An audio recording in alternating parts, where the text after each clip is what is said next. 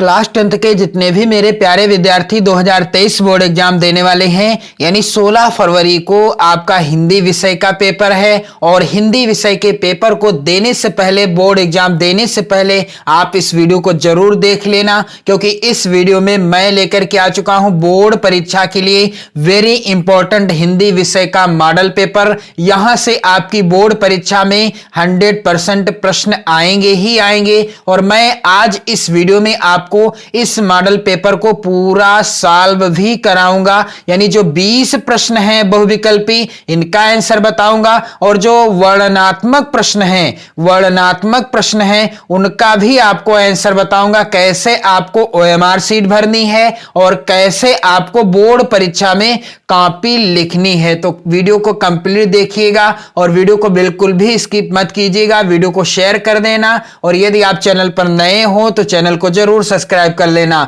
और इसके पहले मैंने आपको हिंदी विषय का जो मॉडल पेपर जो कि यूपी बोर्ड ने जारी किया था, इसको मैंने पूरा सॉल्व करा दिया है। कैसे आपको OMR शीट भरना है बता दिया है, कैसे आपको कॉपी पर प्रश्नों का आंसर लिखना है आपको वीडियो देखने को मिलेगा, चैनल पर उपलब्ध है। और आप कमेंट करेंगे तो आपको मैं जल्द ही वीडियो भी प्रोवाइड करा दूंगा। तो इस वीडियो में आप देखेंगे यह जो हिंदी विषय का मॉडल पेपर है वेरी इंपॉर्टेंट है। सेम इसी पैटर्न पर आधारित होगा आपका हिंदी विषय का पेपर। तो चलिए मैं आपको बता दूं, सबसे पहले आपको क्या करना है। सबसे पहले तो आपको OMR शीट वाले प्रश्नों का आंसर फिल करना है। जैसा कि यहां पर आप देख पा रहे हैं, समय रहेगा आपको 3 घंटे 15 मिनट का समय मिलेगा।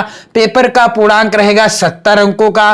प्रारंभ के 15 मिनट पहले आपको पेपर मिल जाएगा और पेपर 2 खंडों में विभाजित होगा। खंड आ में 20 बहुविकल्पी प्रश्न होंगे जिनका आंसर आपको भरना है OMR शीट पर, और खंड बा में 50 अंक के वर्णनात्मक प्रश्न होंगे जिनका आपको आंसर लिखना है। तो OMR शीट आपको कैसे भरना है और OMR शीट भरते समय आपको क्या सावधानियां बरतनी है, तो यहां पर आप ध्यान दीजिएगा। कुछ ऐसी होगी OMR शीट, यहां पर आपको जिला कोड यानी जिले का कोड और जिले का नाम भरना है। यदि छपा हुआ मिलता है तो आपको नहीं भरना पड़ेगा। तो और इसके बाद केंद्र का कोड, जहां आपकी परीक्षा होगी उस केंद्र का कोड यहां पर आपको भरना है। और यदि भरा हुआ होगा तो भी आपको नहीं भरना पड़ेगा, और यदि नहीं होगा तो आपको भरना पड़ेगा। अनुक्रमांक यानी रोल नंबर आपको यहां भरना है। विषय का कोड और नाम, विषय का कोड, पहली विषय है हिंदी विषय का पेपर है 16 फरवरी को,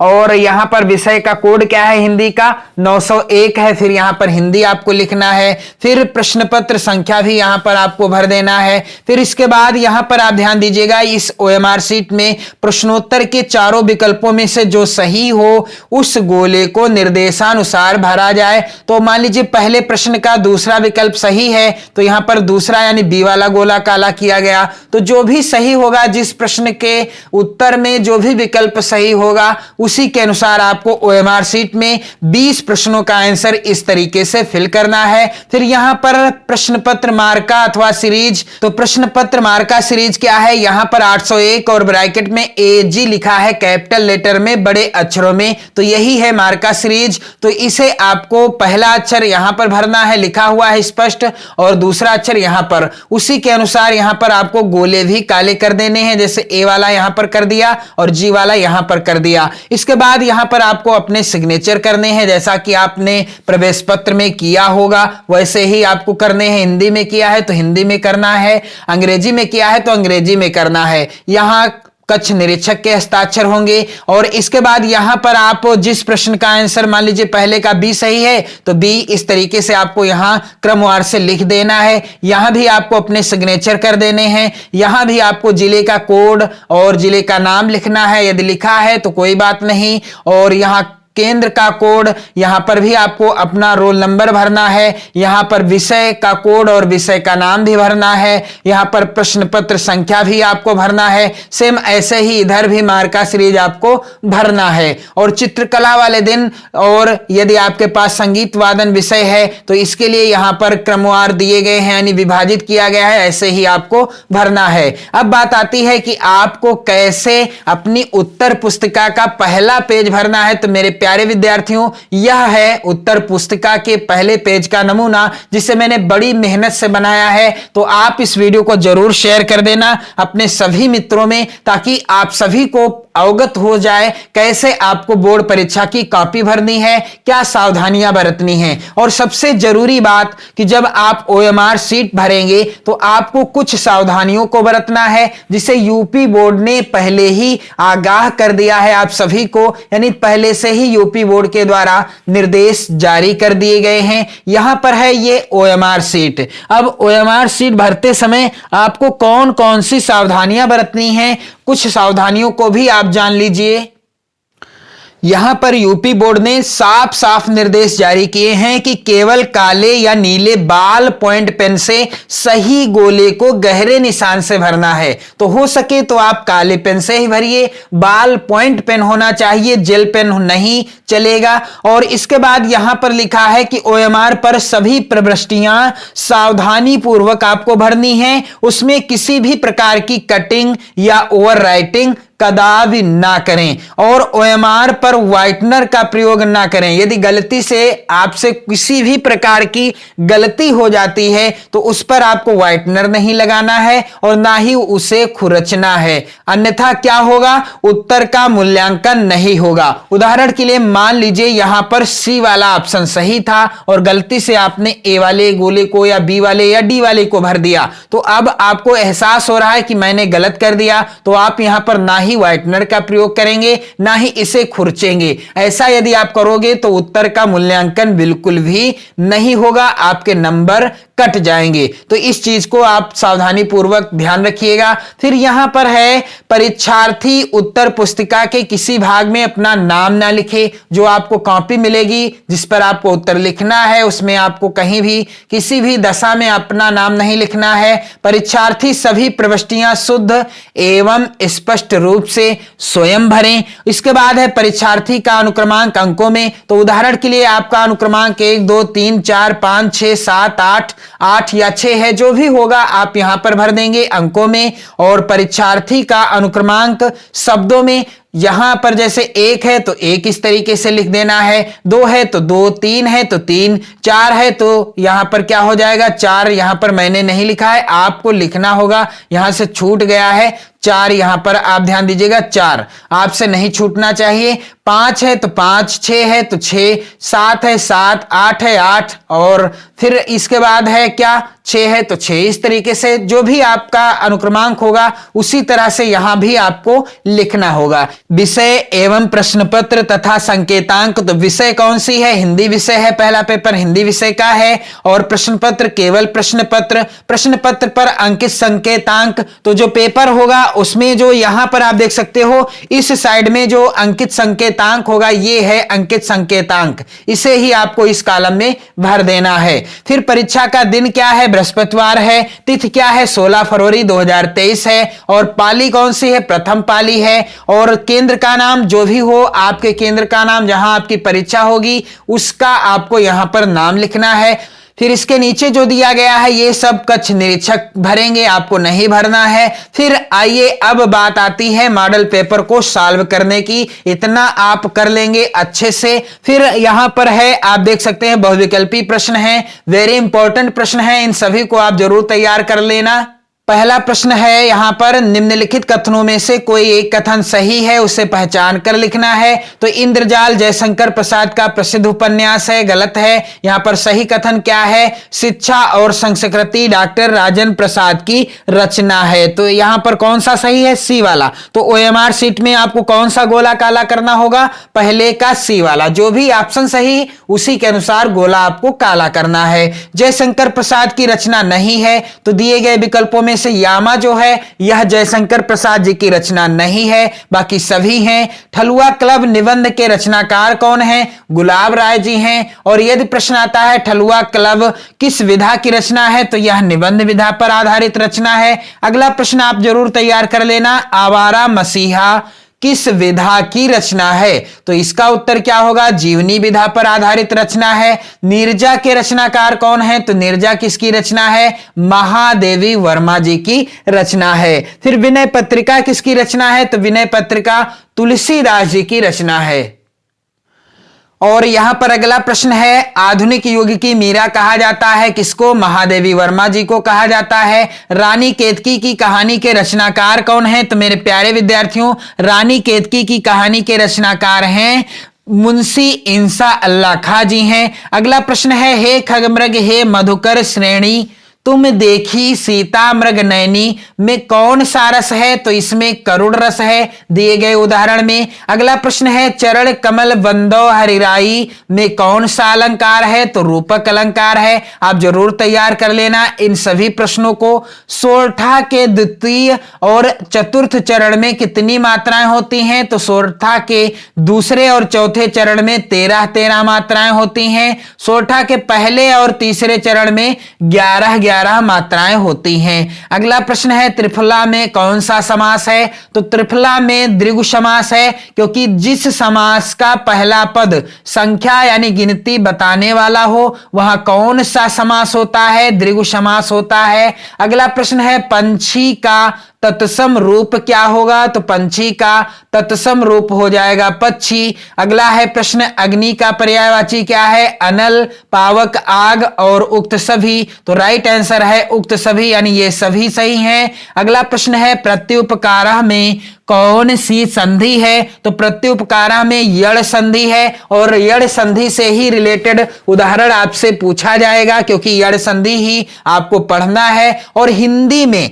आप सभी ध्यान दीजिएगा, हिंदी में आप क्या तैयार करें 16 फरवरी से पहले, इसके लिए मैंने आपको एक वीडियो प्रोवाइड कराई है। यदि आप उस वीडियो को देख लेते हो तो 16 फरवरी में उसी वीडियो में बताए गए, मेरे द्वारा बताए गए जितने भी महत्वपूर्ण टॉपिक्स हैं, यदि आप उन्हें कवर कर लेते हो, तैयार कर लेते हो, तो जरूर आएंगे। उससे बाहर कुछ भी नहीं आएगा। आप उस वीडियो को चैनल पर जाकर जरूर देख लीजिएगा। इसके बाद यहां पर अगला प्रश्न कह रहा है कि संसार का पर्यायवाची क्या है? तो यहां पर दुनिया भी है, विश्व भी है, भूमंडल भी है, यानी इनमें से सभी राइट आंसर हो जाएगा। अगला प्रश्न है, नदीसु किस विभक्ति व वचन का रूप है? तो नदीसु सप्तमी विभक्ति बहुवचन का रूप है। अगला प्रश्न है, यहां पर पठ धातु लट लकार उत्तम पुरुष एक वचन का रूप होगा, क्या होगा? पठा में हो जाएगा। अगला प्रश्न है, इति प्लस अत्र का संधि क्या होगा? तो इत्यत्र हो जाएगा। अगला प्रश्न है, हस धातु लोट लकार प्रथम पुरुष एक वचन में रूप क्या होगा? तो हसत हो जाएगा। अब बारी आती है वर्णनात्मक प्रश्नों को सॉल्व करने की। कैसे आप बोर्ड परीक्षा में कॉपी लिखें ताकि ये 50 में से 50 अंक आपको पूरे मिल जाएं। कैसे जो टॉप करते हैं बच्चे वो अपनी बोर्ड परीक्षा की कॉपी कैसे लिखते हैं, अब यहां से आपको मैं बताऊंगा। तो यहां पर वेरी इंपॉर्टेंट गद्यांश है। पहले प्रश्न के अंतर्गत, कुशंग का ज्वर सबसे भयानक होता है, यह केवल नीति और सद्वृत्ति का ही नाश नहीं करता बल्कि बुद्धि का भी क्षय करता है। किसी युवा पुरुष की संगत यदि बुरी होगी तो वह उसके पैरों में बंधी चक्की के समान होगी जो उसे दिन दिन अवनति के गड्ढे में गिराती जाएगी। यदि अच्छी होगी तो सहारा देने वाली बाहु के समान होगी जो उसे निरंतर उन्नत की ओर उठाती जाएगी। तो यहां पर आप सभी ध्यान दीजिएगा, यह जो गद्यांश है किस पाठ से लिया गया है, क्योंकि पहला प्रश्न आएगा, पूछा जाएगा कि प्रस्तुत या उपर्युक्त गद्यांश का संदर्भ लिखिए। कैसे आपको लिखना है? तो सबसे पहले तो आपको अपनी उत्तर पुस्तिका पर इस तरीके से हेडिंग डाल देना है, खंड बा प्रश्नोत्तर संख्या 1। यदि आप पहले गद्यांश का उत्तर दे रहे हैं तो प्रश्नोत्तर संख्या 1 डालेंगे, और यदि आप दूसरे वाले गद्यांश का उत्तर देने जा रहे हैं यानी दूसरे वाले गद्यांश के प्रश्नों का आंसर लिखने जा रहे हैं, तब आपको क्या हेडिंग डालना होगा? प्रश्नोत्तर संख्या 1 अथवा इस तरीके से। तो मैं आपको पहले गद्यांश के द्वारा ही बताऊंगा कैसे आपको लिखना है बोर्ड परीक्षा में कॉपी। तो यहां पर प्रश्नोत्तर संख्या 1 डालेंगे आप। इसके बाद इस साइड में आपको बोर्ड परीक्षा में इस साइड में आपको लाइन खींचनी है, दूसरी साइड यानी इधर आपको किसी भी तरह की लाइन नहीं खींचनी है। इस साइड में आपको उतनी ही लाइन खींचनी है जितने में आप ये नंबर डाल सकें। तो प्रश्नोत्तर संख्या 1, फिर यहां पर 1A के अंतर्गत संकेत के रूप में आपको डाल देना है, गद्यांश के शुरुआती शब्दों को लिख देना है, जैसे कुशंग का ज्वर, इतना ही मैंने लिख दिया है काले पेन से, फिर डॉट डॉट कर दिया है। इसके बाद लास्ट में क्या है कि वो उन्नत की ओर उठाती जाएगी, तो यहां पर मैंने लिख दिया है उठाती जाएगी। फिर इसके बाद हेडिंग डाली है संदर्भ, काले पेन से आपको संदर्भ डालना है। प्रस्तुत गद्यांश हमारी पाठ्य पुस्तक हिंदी आप काले पेन से लिखिएगा, जब भी आप संदर्भ लिखिएगा हिंदी काले पेन से लिखिएगा।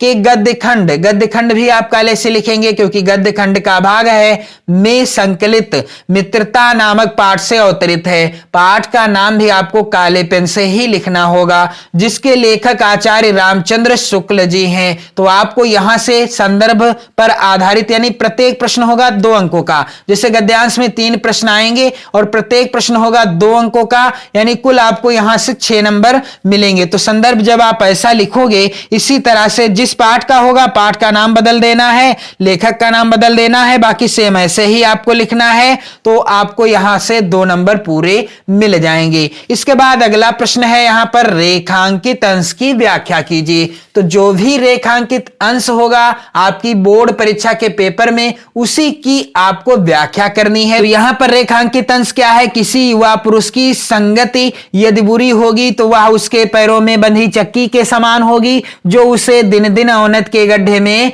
गिराती जाएगी। तो क्या होगी व्याख्या, रेखांकित अंश की व्याख्या यहां पर इस तरीके से हेडिंग डाली जाएगी, रेखांकित अंश की व्याख्या, और इस साइड में आपको 1 यानी 1 का बा वाले प्रश्न का आप आंसर लिखने जा रहे हैं। फिर शुक्ल जी कहते हैं क्या कि यदि किसी युवक की संगति बुरी हो गई तो वह पत्थर की चक्की की भांति इसके पैरों में बंध जाती है, वह गतिहीन हो जाता है, उसकी बुद्धि नष्ट हो जाती है और वह दिन प्रतिदिन विनाश के गर्त में गिरता चला जाता है। बिल्कुल आसान है रेखांकित अंश की व्याख्या।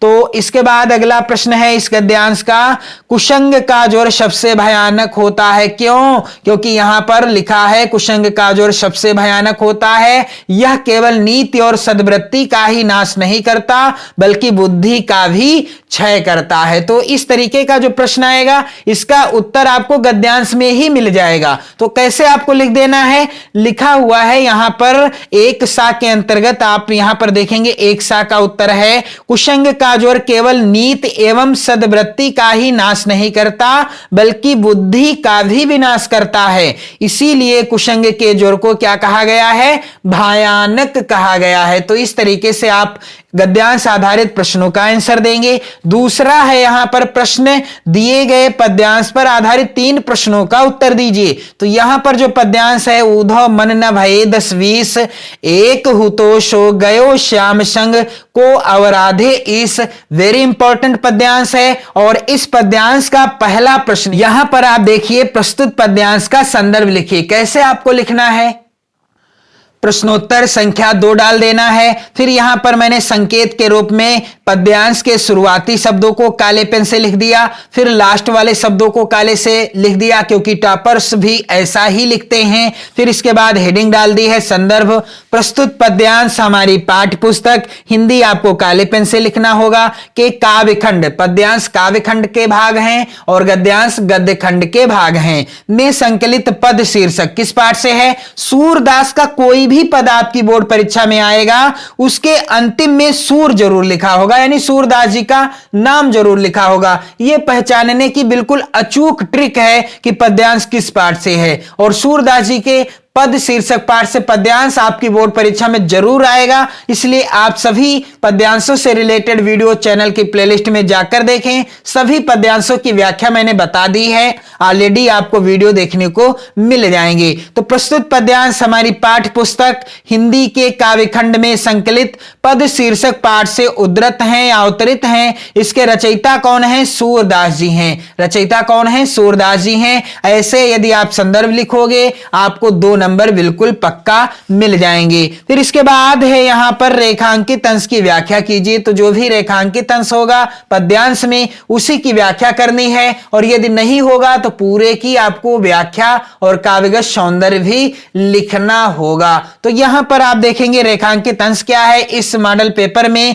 ऊधो मन न भये 10-20, एक हुतो सो गयो श्याम संग को अवराधे ईस। इस तरीके से रेखांकित अंश की व्याख्या हेडिंग डाल दी है। और यहां पर दूसरे का बा है तो दूसरे का बा मैंने लिख दिया है।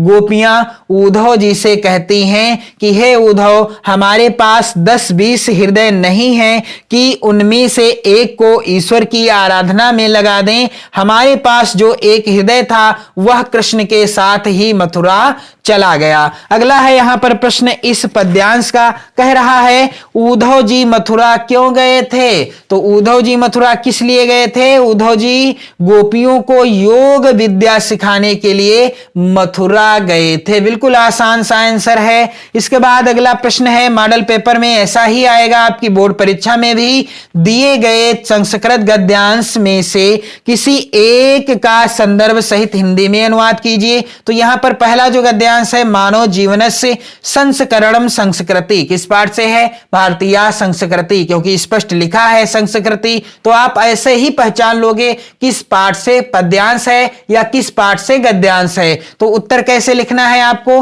प्रश्नोत्तर संख्या 3 इस तरीके से आपको डाल देना है। यदि आप तीसरे वाले प्रश्न का उत्तर लिख रहे हैं तो प्रश्नोत्तर संख्या 3। फिर संकेत के रूप में मैंने जैसे यहां पर लिखा है गद्यांश के शुरुआती शब्दों को और गद्यांश के अंतिम के शब्दों को ऐसे ही आपको काले पेन से लिख देना है। फिर मेरे प्यारे विद्यार्थियों संदर्भ हेडिंग डालना है, प्रस्तुत संस्कृत गद्यावतरण हमारी पाठ्य पुस्तक हिंदी आपको काले पेन से लिखना होगा के संस्कृत खंड के अंतर्गत पाठ का नाम क्या है, भारतीय संस्कृति। पाठ का नाम है भारतीय संस्कृति नामक पाठ से उद्धृत है या अवतरित है। तो इसी तरह से आपको संदर्भ लिखना है और आपको यहां से पूरे नंबर मिलेंगे, एक भी नंबर नहीं कटेगा। बस आपको जो काले से लिखना है वो काले से लिखिएगा, जो नीले पेन से लिखना है नीले से लिखिएगा। लाल पेन और किसी अन्य कलर के पेन का आपको प्रयोग नहीं करना है अपनी बोर्ड परीक्षा की कॉपी को लिखते समय। अब इसका हिंदी अनुवाद क्या हो जाएगा मेरे प्यारे विद्यार्थियों, मानव जीवनस्य संस्करणम संस्कृति, मानव जीवन का संस्कार करना ही संस्कृति कहलाता है। इस तरीके से हेडिंग आपको हिंदी अनुवाद डाल देना है। और अस्माकं पूर्वजः मानव जीवन संस्कृतुम महांत प्रयत्नम अकुर्वन्, क्या होगा हिंदी अनुवाद कि हमारे पूर्वजों ने मानव जीवन का संस्कार करने के लिए बहुत प्रयत्न किया था। आगे है यहां पर ते अस्माकं जीवनस्य संस्करणाय यान आचारान विचारान आदर्शयन तत्सर्वम अस्माकं संस्कृति, क्या होगा हिंदी अनुवाद कि उन्होंने हमारे जीवन के संस्कार के लिए जिन आचारों विचारों का प्रदर्शन किया वही सब हमारी संस्कृति है। अगला है प्रश्न यहां पर प्रश्न संख्या 4 वेरी इंपॉर्टेंट है, दिए गए संस्कृत पद्यांश में से किसी एक का संदर्भ सहित हिंदी में अनुवाद कीजिए। इसके लिए आपको 5 नंबर मिलेंगे। और संस्कृत का आपको किसी एक गद्यांश का संदर्भ लिखना होगा और हिंदी में अनुवाद करना होगा, जिसके लिए यहां भी आपको 5 नंबर मिलेंगे। तो जितने भी महत्वपूर्ण गद्यांश पद्यांश हैं सभी से रिलेटेड वीडियो आप चैनल की प्लेलिस्ट में जाकर तुरंत देख लें। इसके बाद है यहां पर चौथा प्रश्न कह रहा है किसी एक पद्यांश का, तो यहां पर मैं आपको बताने वाला हूं, यहां पर आप ध्यान दीजिएगा। जो चौथे का अथवा है, मानम हित्वा प्रियो भवति, क्रोधम हित्वा न सोचति, कामम हित्वार्थवान भवति, लोभम हित्वा सुखी भवेत। तो यह जो है पद्यांश या श्लोक, इसका संदर्भ कैसे लिखा जाएगा, प्रश्नोत्तर संख्या 4 अथवा, इस तरीके से, क्योंकि मैं अथवा वाले प्रश्न का आंसर बता रहा हूं। और यदि आप 4 के अथवा के बजाय पहले का आंसर लिखना चाहते हैं, उत्तर लिखना चाहते हैं, तो आप हेडिंग डालेंगे प्रश्नोत्तर संख्या 4। यहां पर अथवा का बता रहा हूं इसलिए अथवा। फिर संकेत के रूप में जिस भी गद्यांश का, जिस भी पद्यांश का, चाहे वो संस्कृत खंड का गद्यांश हो या हिंदी खंड का यानी गद्य खंड का, और चाहे पद्यांश हो, आपको उसके शुरुआती शब्दों को काले से लिख देना है जैसे यहां पर लिखा है। फिर डॉट डॉट करने के बाद अंतिम के शब्दों को लिख देना है।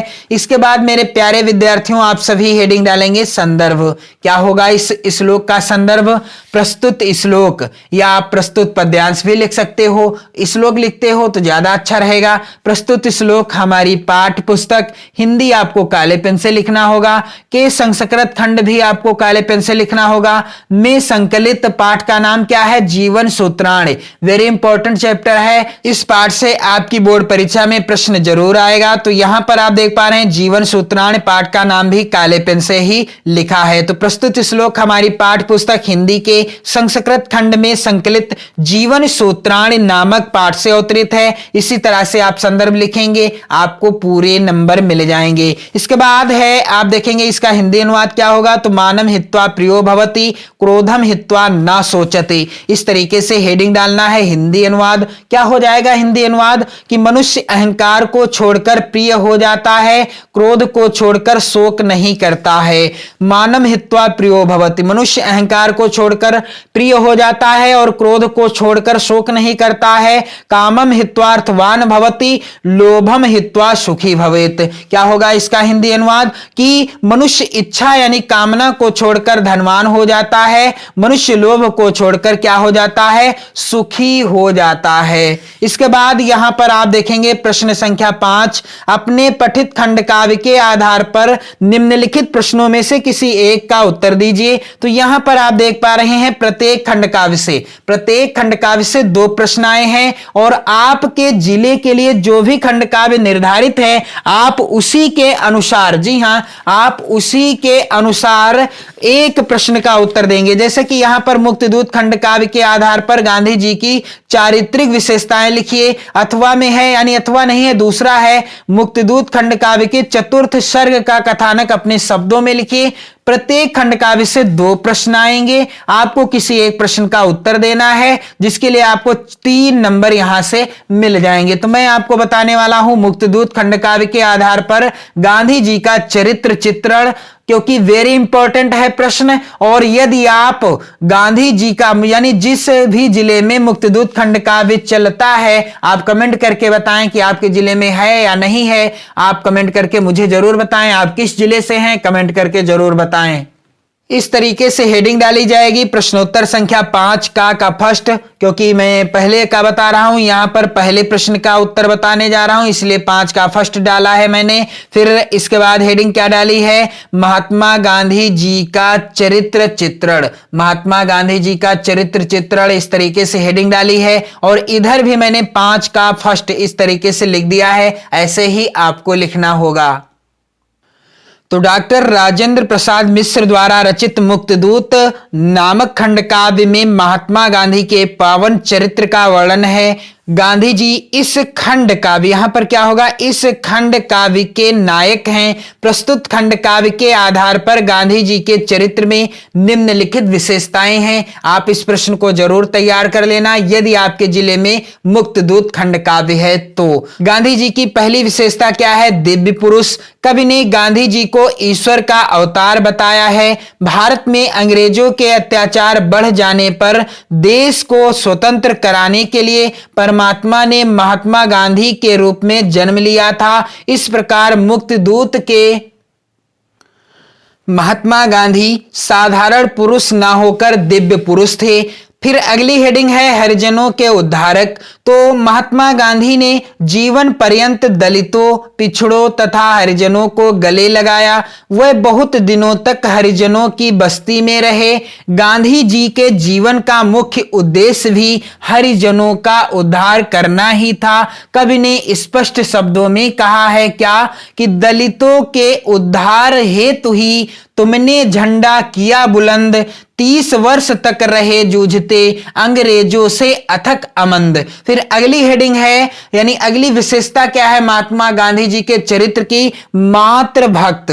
तो गांधी जी मां के प्रति अगाध श्रद्धा और भक्ति की भावना रखते थे। भारत माता के प्रति मां को स्वप्न में देखने पर वह सोचते हैं क्या? कि मां जैसी कहीं नहीं ममता, और वह मां की प्रेरणा से ही देश की सेवा में जुट जाते हैं। गांधी जी ने उदारता, परोपकार, दया तथा सत्यता आदि गुणों को मां से ही सीखा है, यानी भारत मां से ही सीखा है। इसके बाद अगली विशेषता क्या है, महान देशभक्त। तो देशवासियों की दुर्दशा देखकर गांधी जी का हृदय व्यथित हो जाता है और वह जीवन की अंतिम सांस तक देश सेवा करने का व्रत लेते हैं। संताने इनकी कोटि कोटि है मेरे लिए सगे भाई, आबरू और इज्जत इनकी रखने की आज कसम खाई। और सचमुच महात्मा गांधी स्वयं का सुख वैभव त्याग कर सारा जीवन देश सेवा में अर्पित कर देते हैं। अगली विशेषता है महात्मा गांधी जी के चरित्र की, दूरदर्शी। गांधी जी बहुत दूरदर्शी हैं। वह किसी काम के दूरगामी परिणाम को सोचकर ही कोई काम करते हैं। वह जानते हैं कि शक्तिशाली अंग्रेजी शासन पर शस्त्रास्त्रों से विजय प्राप्त करना संभव नहीं, बेकार का खून खराबा ही होगा। इसीलिए वह क्रांतिकारियों को हिंसा छोड़ने का उपदेश देते हैं।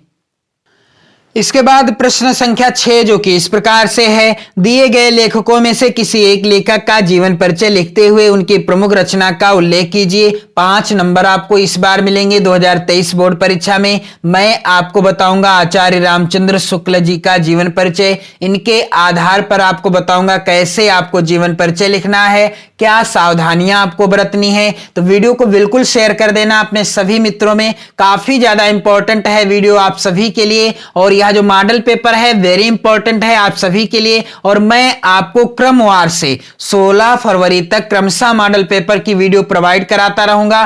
कैसे कैसे प्रश्न आपकी बोर्ड परीक्षा में आ सकते हैं, सभी से रिलेटेड वीडियो आप देखेंगे चैनल के साथ जुड़कर। तो आचार्य रामचंद्र शुक्ल जी का जीवन परिचय, जैसा कि मैंने आपको यहां पर बताने का प्रयास किया है, प्रश्नोत्तर संख्या 6 का आप अच्छे से डाल देंगे काले पेन से। फिर पहले नंबर पर है आचार्य रामचंद्र शुक्ल जी का जीवन परिचय, इसलिए पहले नंबर पर मैंने पहला नंबर यहां पर लिखा है। फिर काले पेन से आचार्य रामचंद्र शुक्ल, फिर जीवन परिचय हेडिंग डाल दी है। बिल्कुल आसान है इनका जीवन परिचय, मुझे लगता है इससे आसान आपको कहीं नहीं मिलेगा। तो हिंदी के आलोचना सम्राट आचार्य रामचंद्र शुक्ल का जन्म सन 1884 ईस्वी में बस्ती जिले के अंतर्गत अगोना नामक गांव में हुआ था। आप ध्यान में रखेंगे जितना मैंने यहां पर काले पेन से लिखा है, यानी जो महत्वपूर्ण बिंदु होंगे जीवन परिचय लिखते समय उन्हें आपको काले पेन से ही लिखना होगा। तो इसके बाद आगे क्या लिखा है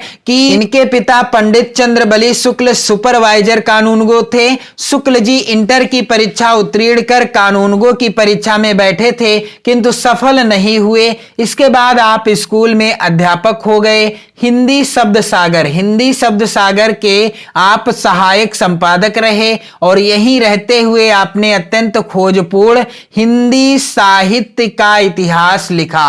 हिंदी साहित्य का इतिहास किसने लिखा? आचार्य रामचंद्र शुक्ल जी ने लिखा। और जिस पर इन्हें हिंदुस्तानी अकादमी से कितने रुपए का? 500 रुपए का पारितोषिक भी मिला था। इसके पश्चात शुक्ल जी काशी हिंदू विश्वविद्यालय में प्राध्यापक नियुक्त हुए और डॉक्टर श्याम सुंदर दास के अवकाश ग्रहण करने पर हिंदी विभाग के अध्यक्ष पद को सुशोभित किया। इस पद पर रहते हुए सन 1941 में इनकी जो है मृत्यु हो गई। किस कारण? दमा रोग से पीड़ित होने के कारण। अब इनकी एक रचना का नाम लिखना है, चिंतामणि इनकी प्रमुख रचना है और 5 नंबर आपके बिल्कुल पक्के हो जाएंगे। इसके बाद यहां पर अगला प्रश्न है, यहां पर 6 खा दिए गए कवियों में से किसी एक कवि का जीवन परिचय देते हुए उनकी प्रमुख रचना का नाम लिखिए, यानी एक प्रमुख रचना का नाम लिखिए। तो मैं आपको बताने वाला हूं सूरदास जी का जीवन परिचय कैसे आप लिखेंगे। इस तरीके से प्रश्नोत्तर संख्या 6 का मैंने हेडिंग डाली है। फिर यहां पर तीसरे नंबर पर है सूरदास जी का जीवन परिचय,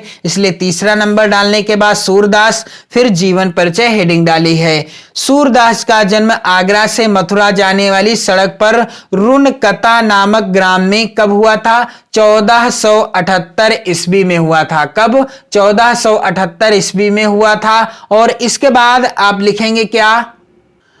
विद्वानों में इनके जन्मांध होने के संबंध में मतभेद है। कुछ लोगों का विचार है कि सूर्य के काव्य में जैसा सजीव एवं स्वाभाविक चित्रण मिलता है वैसा किसी जन्मांध से कभी भी कदापि संभव नहीं हो सकता है।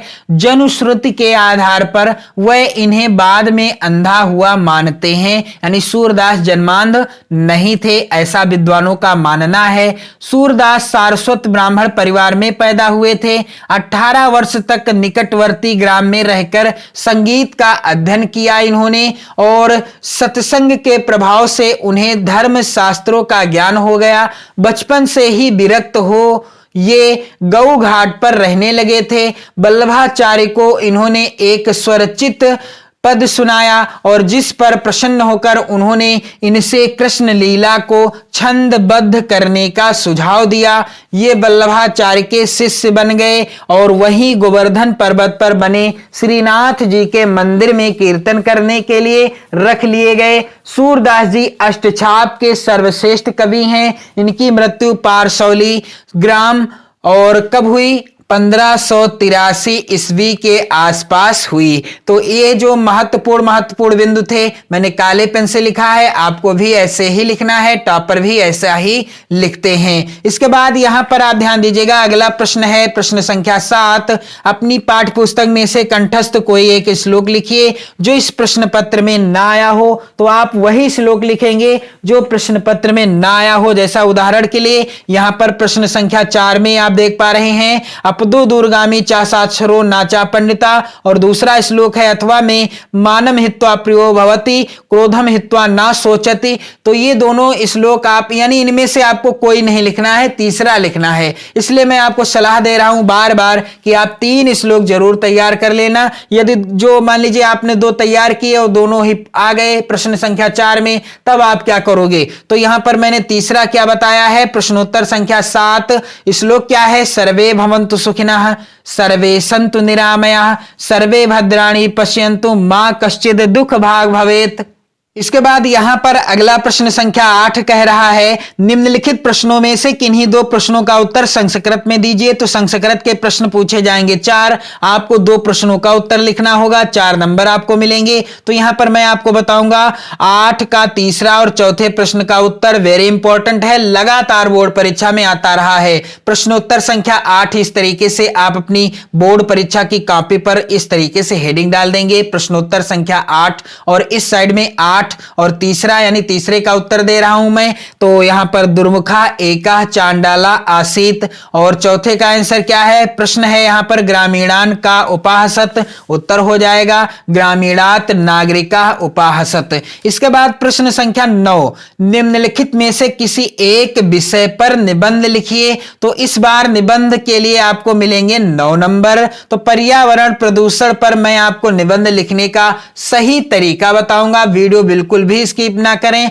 बिल्कुल आसान है निबंध और वेरी इंपॉर्टेंट है निबंध आपकी बोर्ड परीक्षा 2023 के लिए। प्रश्नोत्तर संख्या 9 पहले नंबर पर है पर्यावरण प्रदूषण। आप पर्यावरण प्रदूषण पर निबंध कैसे लिखोगे, रूपरेखा इस तरीके से हेडिंग डालनी है। पहले ही है प्रस्तावना हेडिंग, दूसरा है प्रदूषण का अर्थ, तीसरा नंबर है प्रदूषण के प्रकार जैसे वायु प्रदूषण, जल प्रदूषण, ध्वनि प्रदूषण, रासायनिक प्रदूषण, रेडियोधर्मी प्रदूषण, और चौथी हेडिंग है प्रदूषण रोकने के उपाय, और 5वीं है उपसंहार। तो चलिए मैं आपको जल्दी बता दूं कि कैसे आपको लिखना है। तो पहली हेडिंग क्या आप डालेंगे, प्रस्तावना। इस तरीके से प्रस्तावना आपको हेडिंग डालना है। वेरी इंपॉर्टेंट है पर्यावरण प्रदूषण पर निबंध, तो जरूर तैयार कर लेना। आज का मानव औद्योगिकीकरण के जंजाल में फंसकर स्वयं भी मशीन का एक ऐसा निर्जीव पुर्जा बनकर रह गया है कि वह अपने पर्यावरण की शुद्धता का ध्यान भी नहीं रख सका। अब और एक समस्या उत्पन्न हो गई है, और वह समस्या कौन सी है, प्रदूषण की समस्या। इस समस्या की ओर आजकल सभी देशों का ध्यान केंद्रित है। इस समय हमारे समक्ष सबसे बड़ी चुनौती पर्यावरण को बचाने की है, क्योंकि पानी, हवा, जंगल, मिट्टी आदि सब क्या हो चुका है, प्रदूषित हो चुका है। दूसरी हेडिंग है प्रदूषण का अर्थ। तो प्रदूषण का अर्थ क्या है मेरे प्यारे बच्चों, स्वच्छ वातावरण में ही जीवन का विकास संभव है। जब वातावरण में कुछ हानिकारक तत्व आ जाते हैं तो वातावरण को दूषित कर देते हैं और यह गंदा वातावरण जीवधारियों के लिए अनेक प्रकार से हानिकारक होता है। इस प्रकार वातावरण के दूषित हो जाने को ही प्रदूषण कहते हैं। और अगली हेडिंग है प्रदूषण के प्रकार। तो आज के वातावरण में प्रदूषण निम्न रूपों में दिखाई पड़ता है। पहला है वायु प्रदूषण। वायुमंडल में विभिन्न प्रकार की गैसें अपनी आपसी क्रिया द्वारा संतुलित अवस्था में रहकर जीव जगत के लिए प्राण वायु ऑक्सीजन की निश्चित मात्रा सुनिश्चित करती हैं। वृक्षों के कटान से, उद्योग धंधों के धुएं और कचरे से यह संतुलन बिगड़ जाता है। वायुमंडल में ऑक्सीजन कम हो जाती है तथा कार्बन डाइऑक्साइड की मात्रा बढ़ जाती है जो हमारे स्वास्थ्य के लिए हानिकारक है। यही वायु प्रदूषण होता है। अगली हेडिंग है यहां पर जल प्रदूषण। तो जल ही जीवन है, बिना जल के जीवन असंभव है। जल भी स्वच्छ और विकार रहित होना चाहिए। उद्योग धंधों का कचरा, रासायनिक तत्व आदि नदियों में मिलते रहते हैं जिस कारण ये जमीन के अंदर भूमिगत जल को भी प्रदूषित करते हैं। अगली हेडिंग है ध्वनि प्रदूषण, यानी अगला प्रकार क्या है ध्वनि प्रदूषण। नगरों में रेलगाड़ियों, बसों आदि वाहनों, कल कारखानों तथा लाउड स्पीकरों आदि की तेज आवाज से ध्वनि प्रदूषण होता है। ध्वनि की लहरें जीवधारियों को प्रभावित करती हैं। इससे सुनने की शक्ति नष्ट हो जाती है, नींद ना आना तथा नाड़ी संस्थान संबंधी रोग और कभी कभी पागलपन भी हो जाता है इसी के कारण। प्रदूषण का अगला प्रकार है रासायनिक प्रदूषण। कृषक अपनी फसलों में कीटनाशक औषधियों का प्रयोग करते हैं। आजकल तो गेहूं जैसे खाद्यान्नों में भी इस प्रकार की दवाइयों को रखा जाने लगा है। इन दवाइयों के अंधाधुंध प्रयोग से मानव तथा पक्षियों के स्वास्थ्य पर बहुत बुरा प्रभाव पड़ता है। अगली हेडिंग है रेडियोधर्मी प्रदूषण। तो यह कौन सा प्रदूषण है मेरे प्यारे बच्चों? परमाणु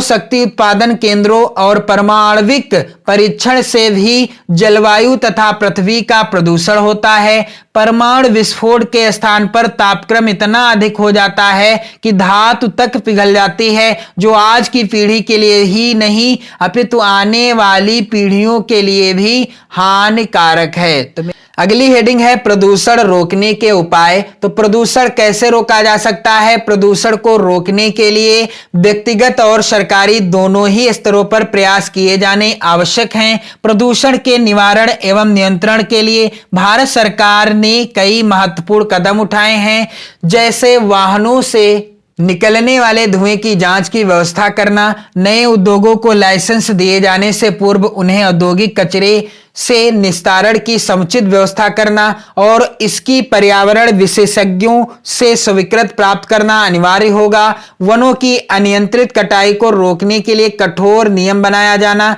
भारत सरकार की महत्वपूर्ण कार्यशैली है। अगली हेडिंग है उपसंहार। इसके अंतर्गत आप क्या लिखेंगे? सरकार प्रदूषण की रोकथाम के लिए पर्याप्त सजग है। पर्यावरण के प्रति जागरूकता से ही हम और अधिक अच्छा एवं स्वास्थ्य जीवन जी सकेंगे और आने वाली पीढ़ी को प्रदूषण के अभिशाप से मुक्ति दिला सकेंगे। तो पर्यावरण प्रदूषण पर मैंने आपको निबंध लिखने का तरीका भी बता दिया है। पूरे मॉडल पेपर को मैंने सॉल्व कर दिया है, कैसे आपको OMR शीट भरनी है और कैसे आपको बोर्ड परीक्षा की कॉपी पर लिखना है प्रश्नों का आंसर। और आप सभी मेरे प्यारे विद्यार्थियों वीडियो को जरूर शेयर कर देना अपने सभी मित्रों में और साथ ही साथ आप चैनल के साथ जुड़कर 2023 बोर्ड एग्जाम की बेहतर तैयारी कर सकते हो। 16 फरवरी को हिंदी विषय का पेपर है, उससे पहले मैं आपको हिंदी विषय की बेहतर से भी बेहतर तैयारी कराने का हर संभव प्रयास करूंगा। तो आप वीडियो को जरूर शेयर कर देना। पढ़ते रहें, मस्त रहें, स्वस्थ रहें। जय हिंद।